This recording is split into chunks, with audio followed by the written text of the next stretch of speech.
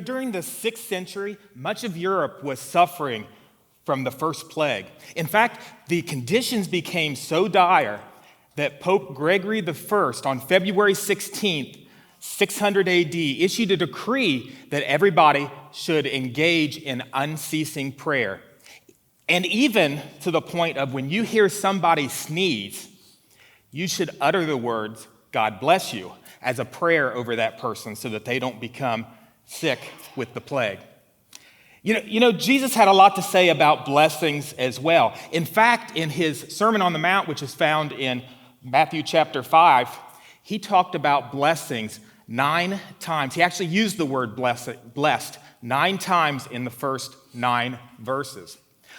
But what's interesting about this is that the term that Jesus would have used and the way that his audience would have understood it is a little bit different than the way that we understand it in the modern English translation today.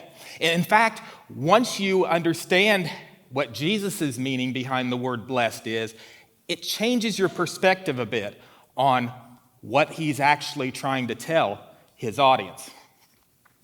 For example, let's go ahead and look at verse 7.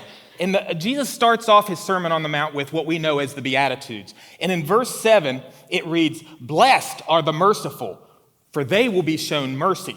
Now, we often look at this as a transactional passage, meaning that if we do this, then we will get this.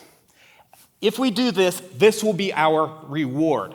So it's saying, blessed are the merciful. If we are merciful, then we will be shown mercy, and that'll be a blessing. But that's not exactly the way that Jesus' audience would have understood it. In fact, the Greek term that Jesus would have used for blessed is Makarios. Makarios actually means you are truly content. You are truly content.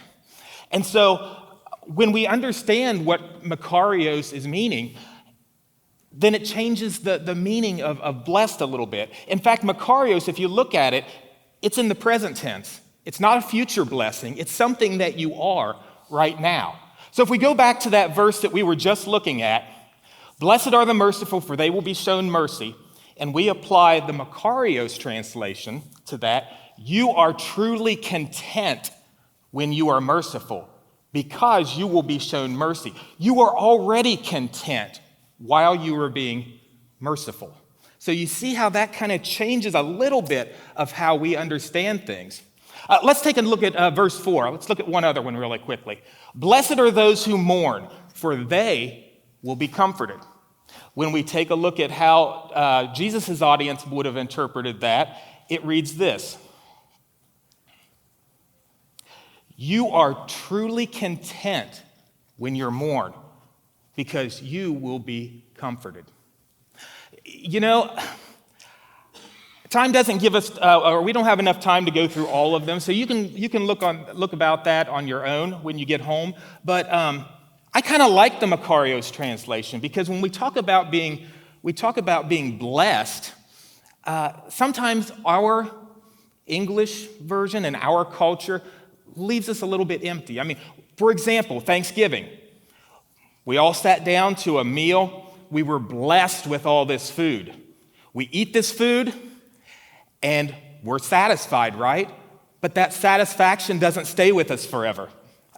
3 hours later, guess what? We're all getting hungry again. How can that be?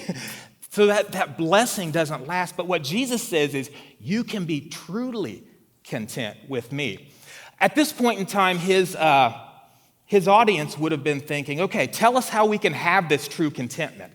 Tell me how I can remain blessed in a culture that I'm living in. So Jesus goes through and he gives them examples. He tells them, don't murder, don't commit adultery, love your neighbor. But he waits till one exact moment when he decides to reveal how they can be truly content. And that comes when he talks about worry. When he gets to the part about worry, Jesus tells them that, look, if you want to be truly blessed, you can't worry, because worry is the one thing that'll steal your blessings. And so this is what Jesus said. He said, seek first his kingdom and his righteousness, and you will have everything that you need.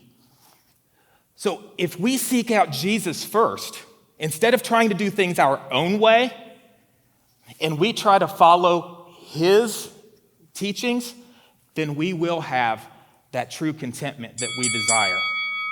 And so if you want peace, seek Jesus.